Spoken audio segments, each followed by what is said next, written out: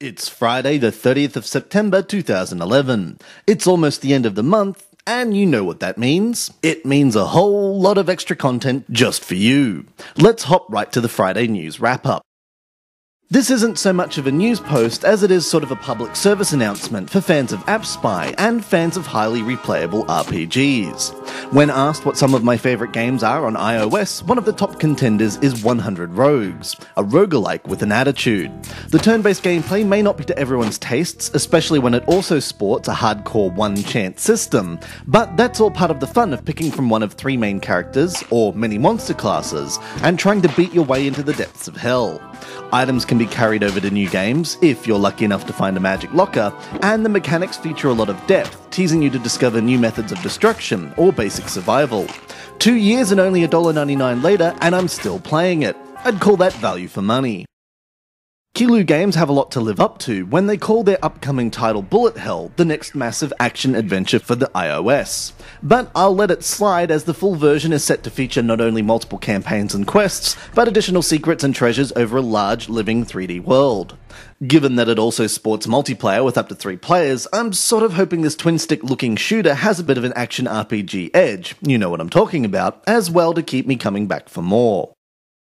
I loves me some horror-based gaming. As someone who willingly and excitedly ploughed through the Penumbra series and clocked Amnesia twice, I'm all for a bit of spookiness. The Dark Meadow by Phosphor Games looks set to mix a bit of action and horror as you pit yourself against a bunch of creepy monsters and a cute but deadly ghostly foe. Hopefully there's more to the game than smacking around a few monsters, but until more details are released, all we have is the footage to work with. Semi-Secret Software and Spryfox's earlier release of Steambirds was received with a mixed reception. Although it brought us the spectacularly entertaining and challenging turn-based gameplay that is Steambirds, it was more or less a direct port of what was already available for free online.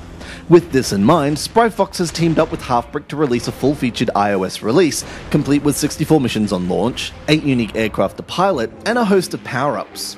Better still, it'll be out next month, and for free. We'll update when we have a release date. Okay, this is more of a tease than anything else, as Android users should already be able to play an official release of Minecraft as of the 29th of September. What makes this so exciting is the teaser by Team Mojang of a possible iOS release in the future. It's nothing solid, but fans of Minecraft can cling onto this thin ray of hope as a sign they'll have something soonish. It seems like today is the day for teasers, and we'd be remiss for not mentioning the rather gorgeous-looking Blade Slinger by Luma Arcade. Sadly, not much is known about the gameplay involved, but the trailer does give it a brawler-like feel. Supposedly touting hours of unique gameplay, I'd like to think Blade Slinger feels more like an open-world Infinity Blade. Due to time restrictions, I'll have to suspend the mini-review for the week. My apologies for those who enjoyed the segment, and I'll try to make up for it next week. Now, I know what you might have expected me to say the game of the week was, but while Shadowgun is certainly the prettiest game of the week, it only takes a brief look at various forums to realise there's more than a few issues hampering people's enjoyment thanks to bugs, including a dreaded save game corrupting glitch. So for those looking for a must-try game, check out Jelly Defense, the latest in a series of Jelly titles from Infinite Dreams. Unlike its minigame-related brethren, Jelly Defense packs in a whole lot of gameplay, and not just the basic tower defense tropes you're used to. Featuring a unique binary tower and monster system, you'll need to cover multiple routes with towers that switch on or off depending on what they're fighting. This can be terribly difficult if you're after a perfect completion, but patience and practice will see you through, as well as some well-timed power-ups. Don't forget you can see the full version of any video used in our news pieces by clicking the links in our description. Feel free to like and subscribe if you enjoy our Friday wrap-ups, and keep an eye on our Twitter and Facebook feed for additional competitions, or to have a casual chat. Until next week, have fun. This has been Andrew with AppSpy.com. We review, you decide.